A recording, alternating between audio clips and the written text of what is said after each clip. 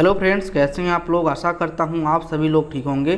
Friends, आपका स्वागत है हमारे यूट्यूब चैनल मेडिसाइंस ट्यूटोरियल में। फ्रेंड्स, आज का जो हमारा क्लास होने वाला है ये आपके सीमेन एनालिसिस के होने वाला है। आज हम जानकारी प्राप्त करेंगे सीमेन एनालिसिस के बारे में, यानी कि इनका हम सैंपल कलेक्शन कैसे करेंगे, ग्राफ एग्जामिनेशन कैसे करेंगे, इनके ग्राफ एग्जामिनेशन में हम किन किन चीज़ों को इन्वेस्टिगेट करते हैं और साथ साथ में इनका नॉर्मल रेंज क्या होगा, इनकी मोर्टेलिटी कितनी होनी चाहिए, इन सब बातों को हम आज विस्तार पूर्वक आपको बताने वाले हैं। तो फ्रेंड्स, ये जो नोट्स है ये नोट्स की सहायता से हम आपको समझाएंगे। ये नोट्स हमने खुद अपने हाथों से लिखा है। अगर आप इस नोट्स को चाहते हैं तो हमारा जो टेलीग्राम चैनल है उसको ज्वाइन कर लीजिए, हम लिंक डिस्क्रिप्शन बॉक्स में दे देंगे। और अगर आप यूपीएनएचएम, एसजीपीजीआई या फिर अदर लैब टेक्नीशियन की जो जॉब है उसकी प्रिपरेशन कर रहे हैं तो वो भी आपके लिए टेलीग्राम चैनल बहुत ही महत्वपूर्ण है, क्योंकि वहाँ पे जो क्विज पोल होते हैं वो आपके एग्जाम के लिए बहुत ही बेहतर साबित हो सकते हैं। तो चलिए फ्रेंड्स, हम शुरुआत करते हैं अपने सीमेन एनालिसिस की जानकारी को। तो सबसे पहले हम आपको बताने वाले हैं कि सीमेन एनालिसिस क्यों करते हैं, यानी कि इनकी आवश्यकता क्यों होती है। About 1/3 case of infertility are because of abnormalities in semen and therefore seminal fluid analysis is the first test while investigation a couple of infertility। Friends, ये कह रहा है कि 1/3 जो आपके इनफर्टिलिटी यानी कि जो बांझपन बीमारी होती है ये किस कारण से होती है, ये आपके सीमेन के एबनॉर्मलिटी की वजह से होता है। इसीलिए हमें सेमिनल फ्लूइड या फिर सीमेन एनालिसिस की आवश्यकता होती है। इसे हम सबसे पहले इन्वेस्टिगेट करते हैं, यानी कि सबसे पहले अगर हम प्राथमिकता देंगे तो हम सीमेन एनालिसिस को देते हैं। उसके बाद में जो भी अदर टेस्ट होते हैं इनफर्टिलिटी के उनको हम कराएंगे। ये जो आपका इनफर्टिलिटी टेस्ट होता है ये आपके जो मतलब कि मेल फीमेल दोनों के लिए होते हैं। तो मेल के लिए हम सीमेन एनालिसिस कराते हैं और उसके बाद में जो भी और अदर हमारी इन्वेस्टिगेशन होते हैं फीमेल या फिर मेल में उसको हम करते हैं। लेकिन जो सबसे प्राथमिकता देंगे वो आपका सीमेन एनालिसिस के बारे में होगा, यानी इसमें हम देखेंगे कि इनकी जो अमाउंट है वो सही है या नहीं है। इनके जो मोर्टालिटी होते हैं हमारे सीमेन में जो स्पर्म होते हैं उनका माइक्रोस्कोपिक एग्जामिनेशन करेंगे, देखेंगे जो मोटाइल हैं या फिर नॉन मोटाइल हैं, या फिर जो आपके स्पर्म हैं या आपके नॉर्मल हैं या फिर एबनॉर्मल हैं। ठीक है, इन्हीं सब चीज़ों को हम देखते हैं। अगर इनमें से कोई भी ओरिएंटेशन पाया जाता है तो हम इनको अपने मेडिसिन की सहायता से इनको ठीक करते हैं। ठीक है, तो यही है सीमेन एनालिसिस क्यों करते हैं, क्योंकि जो आपका 1/3 इनफर्टिलिटी केस होता है वो आपका एबनॉर्मल सीमेन के एबनॉर्मलिटीज़ के द्वारा होता है। इसीलिए सबसे पहले जो इन्वेस्टिगेशन करते हैं वो हम सीमेन एनालिसिस के रूप में करते हैं। चलिए फ्रेंड्स, अब हम बात करते हैं कि अगर हम सीमेन एनालिसिस करना चाहते हैं तो इसके लिए सैंपल कैसे कलेक्ट करेंगे। ये आपके लैब टेक्नीशियन अगर आप इसको कर रहे हैं तो आप इनका सैंपल कैसे कलेक्ट कराएंगे अपने पेशेंट के द्वारा।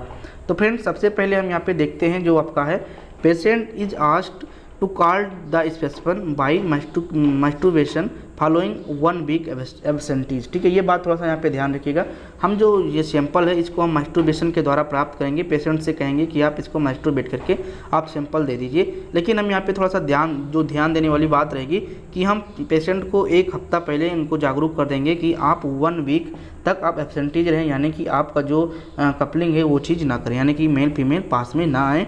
1 हफ्ता के मतलब कि 1 हफ्ता का आप यहाँ पे ब्रेक दे दीजिए। ठीक है, तब उसके बाद आप सैंपल कलेक्ट करिए बाय मास्टरबेशन मेथड। ठीक है, उसके बाद का जो है आपका specimen should be collected in a clean wide mouthed, ठीक है, प्लास्टिक और ग्लास कंटेनर। ठीक है, ये कह रहा है कि आपका जो स्पेसिमेन है ये आप कलेक्ट कर सकते हैं, लेकिन आपका जो ये कंटेनर होना चाहिए, चाहे ग्लास का हो चाहे प्लास्टिक का हो, बस ये क्लीन होना चाहिए और वाइड माउथेड का होना चाहिए। ठीक है, specimen must be received in a laboratory at earliest possible but not later than 2 hours after collection. तो ये बात भी आप ध्यान रखिएगा कि अगर आप यहाँ पे सैंपल आप पेशेंट से कलेक्ट करा रहे हैं तो इनसे ये बता दीजिए कि आप जितना से जल्दी हो सके आप लेबोरेटरी में सैंपल को ले आइए, लेकिन ज़्यादा से ज़्यादा आप 2 घंटे के अंदर ला सकते हैं। अगर इसके देर करते हैं, इसके बाद अगर लाते हैं सैंपल तो सैंपल आपका डेड हो जाएगा, उसका कोई भी टेस्ट सही से नहीं हो पाएगा। इसीलिए इन बातों का आप ध्यान रखिए। पहला चीज़ आप बता देंगे कि 1 वीक एब्सेंटीज होना चाहिए। ठीक है, कपलिंग नहीं होना चाहिए। उसके बाद में जो आप यहाँ पे इनको कंटेनर देंगे वो चाहे ग्लास का हो चाहे प्लास्टिक का हो, आपके वो लैब पे डिपेंड करता है, लेकिन वो क्लीन होना चाहिए और वाइड माउडेड का होना चाहिए, यानी कि स्टलाइज होना चाहिए। ठीक है, उसके बाद में इनको कहेंगे आप पेशेंट को मतलब कि कंटेनर दे देंगे और कंटेनर देने के बाद उनसे बता देंगे कि आप जितना जल्दी हो सके सैंपल को कलेक्ट करके ले आइए। ठीक है, लेकिन ज़्यादा से ज़्यादा आप 2 घंटे के अंदर सैंपल मंगा सकते हैं। ठीक है, आप सैंपल आपके लैब में आ जाता है तो उसके बाद में क्या करते हैं, हम ग्रॉस एग्जामिनेशन की शुरुआत करते हैं। ठीक है, तो यहाँ पे थोड़ा सा देखते हैं ग्रॉस एग्जामिनेशन में फ्रेशली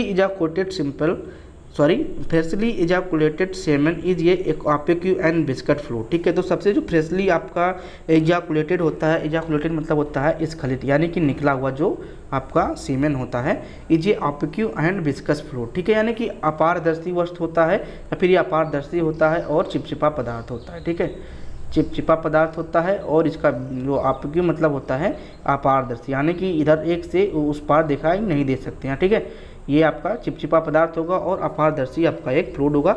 ये आप जब आपका यहाँ पे कलेक्ट होगा सैंपल तो आप इसको देख सकते हैं। ठीक है, इट लिक्विफाइड स्पॉन्टेनियसली। ठीक है, it liquefied spontaneously within half hour. In case liquefaction does not take place within half hour it need further investigation. Friends, ये कह रहा है कि जब आपके लैब में सैंपल आ जाता है तो ये जल्दी से जल्दी आधा घंटा के अंदर क्या हो जाता है, लिक्विफाइड हो जाता है, यानी कि लिक्विड के फॉर्म में हो जाता है।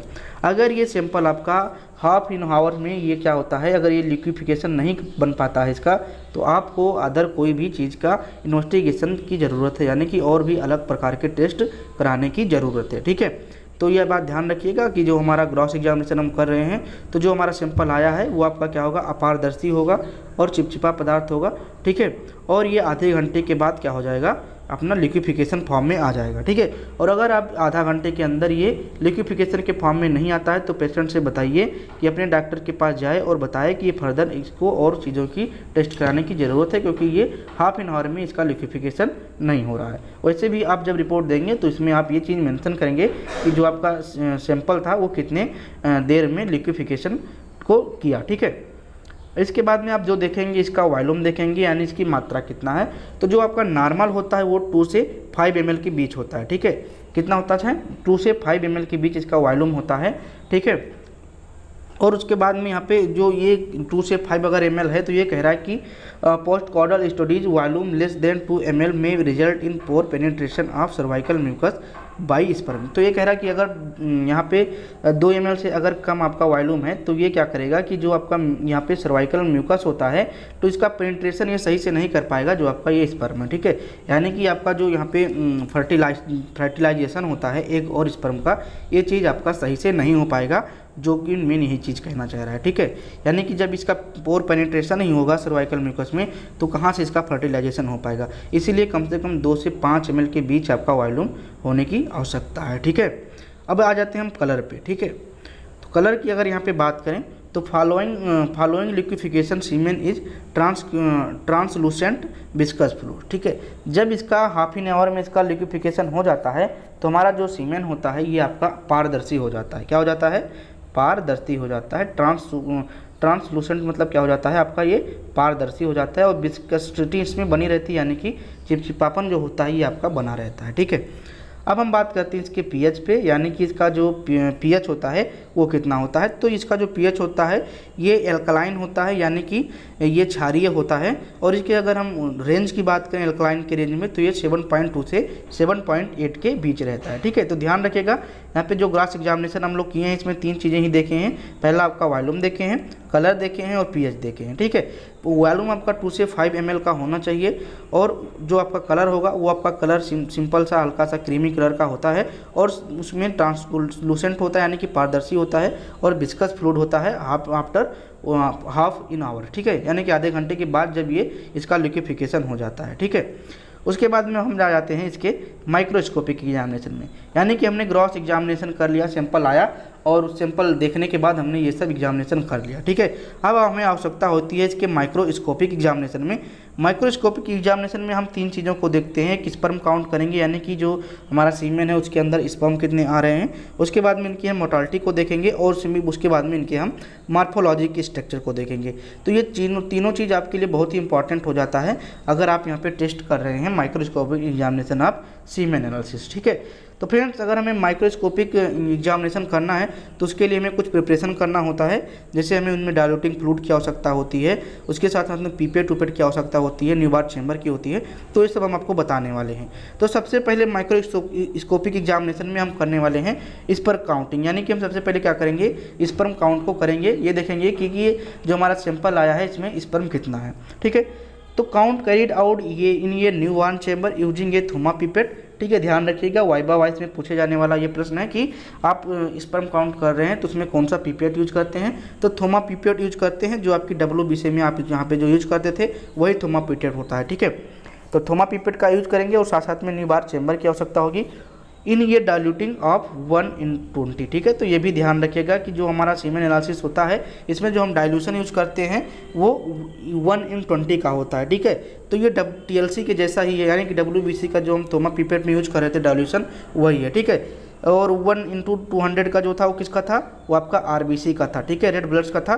तो यहाँ पे ध्यान रखिएगा कि 200 नहीं होना चाहिए, 1/20 है, ठीक है। 1/20 आपका यहाँ पे यूज होगा डाइल्यूशन, ठीक। तो स्पर्म काउंट के लिए हमें क्या न्यूबार चैम्बर की आवश्यकता होगी, थोमा पिपेट की आवश्यकता होगी, और जो डाइल्यूटिंग फ्लूइड होगा 1/20 रेशियो का होना चाहिए।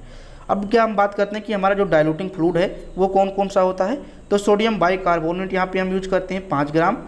फिर फार्मलिन का हम उपयोग यहाँ पे करते हैं 1 ml, ठीक है। कितना, 1 ml हम फार्मलिन का उपयोग करेंगे और सोडियम बाइकार्बोनेट का उपयोग करेंगे 5 ग्राम। और इसमें क्या करते हैं, आपको डिस्टल वाटर मिलाते हैं 100 ml, ठीक है। उसके बाद हमारा जो डाइल्यूटिंग फ्लूइड होता है वो बन जाता है और इनका रेशियो 1/20 का होना चाहिए, ठीक है। अब यहाँ पे थोड़ा सा नोट हमने लिखा है कि sperm are counted in 2 corner 1 mm गुणे 1 mm स्क्वायर, ठीक है। तो ये भी ध्यान रखिएगा कि जो आपका न्यूबार चैम्बर होता है इस न्यूबार चैम्बर में हम जो आप यूज करेंगे वो यहाँ पे केवल 2 कॉर्नर यूज करेंगे जो कि 1 mm का जो होता है, ठीक है। 2 कॉर्नर ही हम यहाँ पे यूज करने वाले हैं, ये भी बात ध्यान रखिएगा, ठीक है। तो फ्रेंड्स इसके बाद में हम काउंटिंग करेंगे। काउंटिंग में हम देखेंगे कुछ नहीं करना है, सीधे आपका न्यूबार चैम्बर है, इस चैम्बर को हम चार्ज करेंगे। चार्ज करने के बाद जो हमारा डाइल्यूशन है उसी डाइल्यूशन के हिसाब से हम इसको चार्ज करेंगे। चार्ज करने के बाद जब हम इसको माइक्रोस्कोप में रखेंगे तो वहाँ पे हम ध्यान रखेंगे कि हमारा जो काउंटिंग करनी है वो केवल 1 mm गुणे 1 mm जो कार्नर है आपका उस कार्नर पर ही करनी है, बस इतना ध्यान रखना है। और काउंटिंग जब करेंगे तो हमारा ये जो फार्मूला है इसी फार्मूला पे चलेगा, क्योंकि हमारा डाइल्यूशन है 1/20 का, सॉरी हाँ 1/20 डाइल्यूशन का बना हुआ है। उसके बाद में जब हम यहाँ पे देखेंगे तो नंबर आप 100 कम सेल्स होंगे, उसके बाद में नंबर आप 100 इसमें मल्टीप्लाई कर देते हैं हम क्या 1000 ml से, ठीक है। तो जो आपका यहाँ पे हो जाता है नंबर गुणे 10⁵/ml, ठीक है। तो यहाँ पे नंबर जो आपका होता है ये क्या होता है, ये आपका स्पर्म का नंबर होता है, ठीक है। तो ये बात ध्यान रखिएगा, स्पर्म का नंबर होगा उसको गुणा कर देते हैं 10⁵ यानी कि वही 10⁵ से हम गुणा कर देंगे, उसको हम किस में रिप्रेजेंट कर देंगे, ml में रिप्रेजेंट कर देंगे, ठीक है। तो जब हम इसकी स्पर्म काउंट कर लेंगे तो उस पर हमारा नॉर्मल रेंज भी पूछा जाएगा कि अगर इस के बीच में आ रहा है तो ठीक है। तो अगर 40 से 140 मिलियन पर ml आ रहा है तो ठीक है, ठीक है। अगर हमारा स्पर्म काउंटिंग 1 गुणे 1 mm कार्नर यानी कि 2 स्क्वायर कार्नर में 40 से 140 मिलियन के बीच आ रहा है तो ठीक है। अब ये 40 से 40 मिलियन कैसे देखेंगे भाई, अरे भाई हम यहाँ पे क्या करें, नंबर देख रहे हैं, जितना नंबर हमें मोस्टली दिखाई दे रहे हैं दोनों कार्नर पे, उस कार्नर पे हम नंबर को लिख लेंगे, ठीक है। लिखने के बाद हम मल्टीप्लाई कर देंगे किससे, 10⁵ से, ठीक है। अब ये 40 से 140 मिलियन तो आप देख नहीं पाओगे, ठीक है। कह रहे हम गिनते जा रहे हैं इसके बीच में आ जाए, ऐसा नहीं करना है। केवल आपको देख लेना है कि मतलब 10, 15, 20, 40, 50 जो भी आपके दोनों कार्नर पे, दोनों स्क्वायर पे आपके आ जा रहे हैं, बस उनको आप नोट आउट करिए और उसको मल्टीप्लाई कर दीजिए 10⁵ से, ठीक है। इतना ही है, ठीक है। उसके बाद में अगर आपका यहाँ पे देखने को आपको मिल रहा है कि ज़्यादा है या फिर कम, तो 40 से 140 मिलियन पर ml है, और अगर 15 मिलियन से कम आ रहा है तो उसमें आप सीधे सीधे लिख देंगे कि 15 ml से कम है, ओलिगोस्पर्मिया इसको कह देंगे, ठीक है। तो क्या होता है कि कभी कभी आप नहीं लिख पा रहे हैं इतना कि लेस देन 15 मिलियन पर ml, तो इसको क्या कर देते हैं कि जो आपका सीधे लिखेंगे कि स्पर्म काउंट ओलिगोस्पर्मिया, ठीक है। यानी कि 15 मिलियन से हमें कम प्राप्त हो, इसीलिए हमने ओलिगोस्पर्मिया यहाँ पे लिख के भेज दिया, ठीक है। फ्रेंड दूसरा जो हमारा माइक्रोस्कोपिक एग्जामिनेशन होगा वो आपका मोटालिटी के ऊपर होगा, यानी कि हम आप देखेंगे कि हमारे जो स्पर्म है ये मोटाइल है या नहीं है। तो फ्रेंड्स हमारे मोस्टली जो स्पर्म होते हैं यहाँ पे क्या होते हैं, मोटाइल होते हैं, ठीक है। क्यों ये मोटाइल होते हैं, क्योंकि इनको एक स्थान से दूसरे स्थान तक पहुंचना होता है, क्योंकि ये क्या करते हैं, सर्वाइकल म्यूकस को पेनिट्रेट करते हैं, तो इनका माइग्रेशन होता है, ठीक है, फ्लोपियन ट्यूब तक, ठीक है। तो इसीलिए हमारे जितने भी आपके स्पर्म होंगे वो मोटाइल होंगे। लेकिन जब कोई एबनॉर्मलिटी आती है तो हमारे स्पर्म क्या होते हैं, इमोटाइल हो जाते हैं। तो इसी चीज़ को हमको देखना है कि हमारा जो स्पर्म है ये मोटाइल है या नहीं है, और अगर मोटाइल है तो कितने % तक ये है, क्योंकि ये टाइम टू टाइम जब इनको हम क्या करते हैं, यानी कि स्खलन इनका हो जाता है तो टाइम टू टाइम इनका मोटालिटी कम होती जाती है, ठीक है। तो motility of sperm help in penetration of cervical mucus and migration of sperm into fallopian tube. तो वही हमने बताया कि मोर्टालिटी हमें इसलिए जांच करने की आवश्यकता होती है क्योंकि ये पेनिट्रेट करते हैं सर्वाइकल म्यूकस को, और इनका जो माइग्रेशन होता है ये यानी कि माइग्रेशन यहाँ से स्पर्म का जो होता है वो कहाँ तक होता है, फॉलोपियन ट्यूब तक, तो वहाँ तक उनको पहुँचना होता है, इसलिए इनमें मोर्टालिटी की प्रक्रिया पाई जाती है। यही हमको चेक करना है। अब हमें कौन सी मेथड का उपयोग करना होगा, तो बहुत सिंपल सा मेथड है, चलिए हम आपको समझा देते हैं। क्या करना है कि टेक ये drop of liquefied seminal fluid या फिर semen fluid on a slide, place a cover slip on top it and examine under high power objective and assess at least 300 sperm. ठीक है, अब फ्रेंड्स ये कह रहा है कि आपका जो ये लिक्विफाइड सीमन है, ठीक है, उसको थोड़ा सा 1 ड्रॉप लीजिए और आपकी जो स्लाइड है उसको स्लाइड पे रखिए। ठीक है, रखने के बाद इस पर आप कवर स्लिप लगा दीजिए। कवर स्लिप लगाने के बाद आप अपने माइक्रोस्कोप के पास पहुंचिए और माइक्रोस्कोप में आप लेंस को सेट करिए हाई पावर ऑब्जेक्टिव पे, और उसके बाद में आप 300 स्पर्म को काउंट करिए। कितने?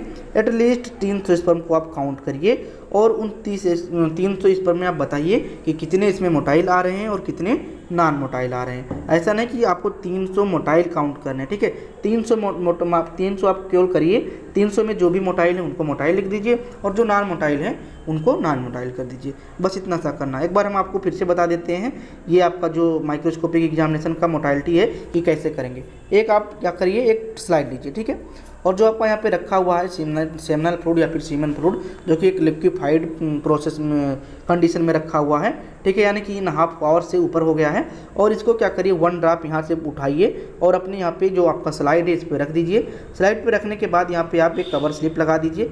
कवर स्लिप लगाने के बाद इस स्लाइड को अपने माइक्रोस्कोप तक पहुँचाइए। उसके बाद में यहाँ पे जो आपका माइक्रोस्कोप है इसको क्या करिए, इसको हाई पावर ऑब्जेक्ट पर करिए और उसके बाद में यहाँ पे एग्जामिन करिए। एग्जामिन क्या करना है, इसमें से आपसे देखना है कि आपके 300 स्पर्म को देखना है, ठीक है, और इसमें से ये देखना है कि 300 स्पर्म में हमारे 300 आपके मोटाइल हैं या 3 से 300 के भी नॉन मोटाइल हैं या फिर 300 में कुछ मोटाइल हैं कुछ नॉन मोटाइल हैं। बस यही काउंट करना है, उसको फिर क्या कर देना है, रिजल्ट दे देना है।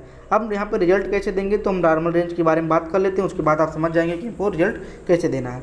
विथ इन 1 हार्ड मोर्टालिटी, ठीक है, अगर 1 घंटे के अंदर आप इस प्रोसेस को किए हैं तो आपका जो अगर इसमें मोर्टालिटी होनी चाहिए 70 से 90% के बीच में होना चाहिए। अगर आप यहाँ पे 2 हार्स के अंदर किए हैं तो आपका 40 से 70% की मोर्टालिटी देखने को मिलेगी। अभी कितने की बात करें, फ्रेंड से बात कर रहा है 300 स्पर्म काउंट की, ठीक है, 300 का आपका 70 से 90% निकालना है। अगर इसके बीच में है 1 घंटे के अंदर तो नॉर्मल, ठीक है, 2 घंटे के अंदर 40 से 70% है तो नॉर्मल, और अगर 6 घंटे के अंदर देखते हैं तो अगर 25 से 50% भी है तो आपका ये स्पर्म जो मोर्टालिटी है स्पर्म का ये क्या है, आपका नॉर्मल है। ठीक है, बस इतना सा करना है, बहुत ही सिंपल है आपका मोर्टालिटी चेक करना। ठीक है, अब आ जाते हैं इनके तीसरे वाले पॉइंट पे, यानी कि ये भी आपका माइक्रोस्कोपिक एग्जामिनेशन है। इसमें आप क्या देखेंगे, स्पर्म मार्फोलॉजी देखेंगे। क्या देखेंगे, स्पर्म इनकी मार्फोलॉजी को, यानी कि इनका जो मतलब कि मार्फोलॉजिकल स्ट्रक्चर है वो सही है या नहीं, या फिर इसमें कोई ओरिएंटेशन आ रहे हैं। तो अगर हम यहाँ पे थोड़ा सा आपको एक इमेज दिखा दें तो इमेज में सबसे पहले आप इसको देखिए, ये नॉर्मल आपका है, ठीक है, ये नॉर्मल स्पर्म है, ठीक है, तो ये नॉर्मल जो आपके स्पर्म है तो ये ठीक है। लेकिन अभी यहाँ पे देखिए इसका जो हेड है ये थोड़ा सा बड़ा हो गया, ठीक, यहाँ पे इसका हेड है थोड़ा सा छोटा हो गया। देखिए यहाँ पे क्या हो गया, इसका हेड इस प्रकार से हो गया है, तो ये सब एबनॉर्मल काउंट किए जाएंगे। ठीक है, डबल हेडेड हो गया, ठीक है, उसके बाद में हमें डबल टेल तो नहीं है, ठीक है, ये देखिए यहाँ पे, ये देखिए यहाँ पे कितना ये ज़्यादा सा हो गया। ठीक है, तो ये सब आपके एबनॉर्मल है, या यहाँ पे डबल टेल है, ठीक है, तो डबल हेडेड, डबल टेल, या फिर यहाँ पे जो इनका हेड है, हेड का ज़्यादा साइज हो जाना या फिर हेड का साइज कम हो जाना, ये सब चीज़ जो है आपकी ये एबनॉर्मल स्पर्म काउंट में आएंगे। ठीक है, और जो नॉर्मल स्पर्म काउंट है ये आपका ये है। ठीक है, नॉर्मल मतलब कि इनके मार्फोलॉजी। ठीक है, तो चलिए इनके बारे में थोड़ा सा भी हम देख लेते हैं कि इनको हम कैसे करेंगे, स्पर्म के मार्फोलॉजी को कैसे चेक करेंगे। तो टू स्टडी स्पर्म मार्फोलॉजी, ये thin smear is made from the semen and it fix in 95 ethanol. ठीक है, आप क्या करेंगे, इनका एक स्मीयर ड्रा करिए। ठीक है, क्या करना है आपको, एक थिन स्मीयर ड्रा करना है, जैसे आप यहाँ पे ब्लड का स्मीयर ड्रा करते हैं, ठीक है, वैसे ही आप थोड़ा सा एक थिन स्मीयर ड्रा करिए और इसको फिक्स कर दीजिए 95 इथेनॉल में। ठीक है, उसके बाद में carry out the pipe smear. इसके बाद में आप क्या करना है, आपको एक पाइप स्मीयर इसका करना है। जैसे आपने पाइप स्मीयर देखे होंगे ना साइटोलॉजी में, जैसे आप इसका पाइप स्मीयर स्टेनिंग करते हैं वैसे ही सेम आपको प्रोसेस लेना है फिक्स करने के बाद। ठीक है, एक आप स्लाइड बनाएं पतली वाली, उसके बाद में पतली वाली स्लाइड बना के इसको 95 यहाँ पे एथेनॉल में इसको फिक्स कर दीजिए। फिक्स करने के बाद आप यहाँ पे पैप स्मेयर यानी कि पेपाकुलस जो स्टेन होता है, ठीक है, इसको करिए। ठीक है, करने के बाद इसमें एग्जामिन क्या करना है आपको हम बता देते हैं। ठीक है, examination the smear under oil immersion. अब जब आप यहाँ पे माइक्रोस्कोप पे लेके जाएंगे तो यहाँ पे ध्यान रखिएगा आप अंडर ऑयल इमर्सन का यहाँ पे उपयोग करेंगे। ज़्यादातर ये आपके माइक्रोबायोलॉजी में ये उपयोग होता है। ठीक है, मेडिकल माइक्रोबायोलॉजी में अंडर ऑयल इमर्सन अब बैक्टीरिया को देखने या फिर बैक्टीरिया फंगस जो भी हैं इनको देखने के लिए करते हैं। ठीक है, तो यहाँ पे भी हम अंडर ऑयल इमर्सन पे इनको देखेंगे, इनके मार्फोलॉजी को। ठीक है, अब मार्फोलॉजी में हमें क्या क्या देखना है देखिए। मार्फोलॉजी ऑफ स्पर्म यानी कि नॉर्मल है या फिर नॉर्मल एब नॉर्मल है, इन चीज़ को देखेंगे। साथ साथ में आप यहाँ पे ये भी देखेंगे कि presence of RBC and Purcell, यानी कि हमारे जो सीमेन है इसमें आपके आरबीसी या फिर पर्सेल तो नहीं आ रहे हैं, क्या इसकी वजह से इनफर्टिलिटी तो नहीं है। उसके बाद में आप क्या देखेंगे, इपिथेलियल सेल, क्या देखेंगे, इपिथेलियल सेल। फिर आप यहाँ पे देख सकते हैं abnormal sperm have double tail pointed head. ठीक है, डबल हेड, यही हमने आपको दिखाया कि इसमें ये भी देखेंगे जो एबनॉर्मल स्पर्म होंगे इसमें आप इसको देंगे काउंटिंग में कि कितने डबल टेल्ड हैं, कितने पॉइंटेड टेल हैं, कितने डबल हेडेड हैं। ठीक है, ये सब देखेंगे। अब थोड़ा सा हम यहाँ पे बहुत ही महत्वपूर्ण जो पॉइंट है ये भी देख लेते हैं कि इंडिकेशन फॉर सीमेन एनालिसिस, यानी कि क्या क्या इंडिकेशन जाता है, किन किन केस के लिए हम इसको देखते हैं। तो सबसे पहला तो आपका इनफर्टिलिटी टेस्ट है। ठीक है, इनफर्टिलिटी के केस में यानी कि बांझपन के रोग में हम इसको देखते हैं। अब ये आपके मेल के लिए करते हैं, फीमेल के लिए अलग अलग कोई टेस्ट होते हैं, वो अलग अलग टाइप के होंगे। ठीक है, उस पर हमें नहीं ध्यान देना है, हमें केवल आपके मेल वाले पोर्शन पर देखना है। तो इनफर्टिलिटी दोनों में हो सकती है, मेल फीमेल में, लेकिन हम जो यहाँ पे टेस्ट कर रहे हैं सीमेन एनालिसिस का, ये केवल मेल में होता है। ठीक है, दूसरा जो हमारा इंडिकेशन हो सकता है ये बहुत ही इंपॉर्टेंट है, मेडिकल यूटिलिटी। ठीक है, मेडिकल यूटिलिटी क्यों, मेडिकोलॉजिकल क्यों होता है friends, in the rape case, यानी कभी किसी के रेप हो जाता है या फिर कोई सी जैसे घटना घट जाती है, तो इन केस में आप जब सीमेन का एनालिसिस करते हैं तो इससे पता चल जाता है कि ये किस बंदे का सीमेन है, और इसकी जो भी आपके यहाँ पे मार्फोलॉजी ये सब, इस चक्कर में मेडिकल लीगल के लिए हम इसको करते हैं। ठीक है, या फिर जो तीसरा पॉइंट हो सकता है after vasectomy to verify the procedure is done or not. ठीक है, ये कह रहा है कि जब आप यहाँ पे बेसेक्टॉमी जो आप ऑपरेशन कराते हैं, ठीक है, इन केस में इसको कुछ दिन बाद चेक करते हैं कि ये प्रोसीजर मतलब कि डन हुआ था या ऑपरेशन डन हुआ था या नहीं। ठीक है, तो इस तीन चीज़ के लिए हम ज़्यादातर इस चीज़ को करते हैं। सबसे ज़्यादा आपका जो इनफर्टिलिटी होता है इन केस में करते हैं। ठीक है, मेडिकल लीगल के लिए भी हम इसको करते हैं, लेकिन ये अलग अलग हमारे जहाँ पे लैब में ज़्यादातर नहीं होते हैं, ये जो एडवांस लैब होते हैं यहाँ पे ये जो टेस्ट होते हैं वो किए जाते हैं। ठीक है, अब थोड़ा सा हम यहाँ पे टर्म की बात कर लेते हैं कि एंजियोस्पर्मिया क्या होता है, ओलिगोस्पर्मिया क्या होता है, नेक्रोजोस्पर्मिया क्या होता है। तो एंजियोस्पर्मिया मतलब होता है कि no dead alive sperm seen. ठीक है, यानी कि कोई डेड हमें स्पर्म नहीं सीन हुआ और कोई अलाइव स्पर्म हमें नहीं सीन हुआ। अगर रिपोर्टिंग करना है तो आप एंजियोस्पर्मिया लिखकर भी दे सकते हैं। ओलिगोजोस्पर्मिया हमने बताया ना कि 15 मिलियन पर ml से अगर कम हो जा रहा है स्पर्म काउंट तो इसको हम ओलिगोजोस्पर्मिया कहते हैं। ठीक है, तो ओलिगोस्पर्मिया भी और ओलिगोजोस्पर्मिया इसको कर सकते हैं। नाइक्रोजोस्पर्मिया मतलब होता है कि जो आपके स्पर्मेटोजोआ होते हैं आर प्रेजेंट बट इमोबाइल, यानी कि आपके जो स्पर्मेटोजोआ यानी कि स्पर्म जो है वो प्रेजेंट तो हैं लेकिन क्या है, इमोबाइल हैं या फिर इमोटाइल हैं। ठीक है, यानी कि ये चल नहीं सकते, इनमें चलन की शक्ति नहीं है। ठीक है, तो ये भी एक आपका कारण हो सकता है आपके इनफर्टिलिटी का। ठीक है, हमने यहाँ पे आपका मार्फोलॉजी आप स्पर्म के बारे में दिखाई दिया। और फ्रेंड्स यहाँ पे हमने या देखिए यहाँ पे नॉर्मल वाला दिखा दिया हमने ना, ये नॉर्मल है। ठीक है, और यहाँ से आपके सब एबनॉर्मलिटी यहाँ पे शुरू हो जाती है। ठीक है, इसके जो हेड है ये थोड़ा सा लार्ज है। ठीक है, ये नॉर्मल ये चीज़ का होता है और इसका जो हेड है वो थोड़ा सा छोटा है। ठीक है, ये देखिए यहाँ पे राउंड यहाँ पे निकल गया नुकीला सा। ठीक है, डबल टेल, डबल हेड। ठीक है, ये सब चीज़ें देख रहे हैं यहाँ पे थोड़ा सा दबा हुआ, ये सब आपके एबनॉर्मल स्पर्म के काउंटिंग में कलेक्ट होंगे। ठीक है, अब यहाँ पे जो थोड़ा सा स्पर्म सीमेन एनालिसिस में जो एबनॉर्मल रिजल्ट होते हैं उसके बारे में जो यहाँ पे पॉइंट दिए हुए हैं इसको भी आप थोड़ा सा देख लीजिएगा। ठीक है, यहाँ पे जैसे एस्पर्मिया मतलब कि एब्सेंस ऑफ सीमेन, यानी कि आप यहाँ पे सीमेन जब कलेक्ट करने गए तो इन केस में आपको एब्सेंस ऑफ सीमेन मिला तो इसको एस्पर्मिया कहेंगे। Azoospermia absence of semen, sperm absence of sperm in semen. ठीक है, तो अगर आपके जो सीमेन है इसमें स्पर्म ही नहीं है, ठीक है, तो इसको हम एंजियोस्पर्मिया कहते हैं। हाइपोस्पर्मिया, लो सीमेन वॉल्यूम। ठीक है, हाइपरस्पर्मिया यानी कि हाई सीमेन वॉल्यूम, यानी कि जब हाई सीमेन वॉल्यूम हो जाता है तो इसको हाइपरस्पर्मिया कहते हैं। Oligozoospermia, very low sperm count. ठीक है, polyzoospermia, abnormally high sperm count in the ejaculation. ठीक है, तो ये सब जो आपके हैं इसको देख लीजिएगा, ये बहुत इंपॉर्टेंट है, इस टर्म को आप थोड़ा सा ध्यान रखिए। तो आज का क्लास कैसे लगा कृपया इसको कमेंट करके जरूर बताएं। अगर अच्छा लगा है तो इसको लाइक करें, और अगर आप टेलीग्राम चैनल नहीं ज्वाइन किए तो इसको ज्वाइन कर लीजिए, लिंक डिस्क्रिप्शन बॉक्स में दे देंगे। और अगर आप यहाँ PhD PGI लैब टेक्नीशियन या फिर आप थोड़ा सा सीनियर हैं, आपके जूनियर भाई बहन जो भी आप DMLT या BMLT का कोर्स कर रहे हैं, उनको नोट्स नहीं मिल पा रहा, उनको क्लास नहीं मिल पा रहा है, तो आप इस लेक्चर को शेयर भी कर सकते हैं। चलिए आज के लिए बस इतना ही, थैंक यू।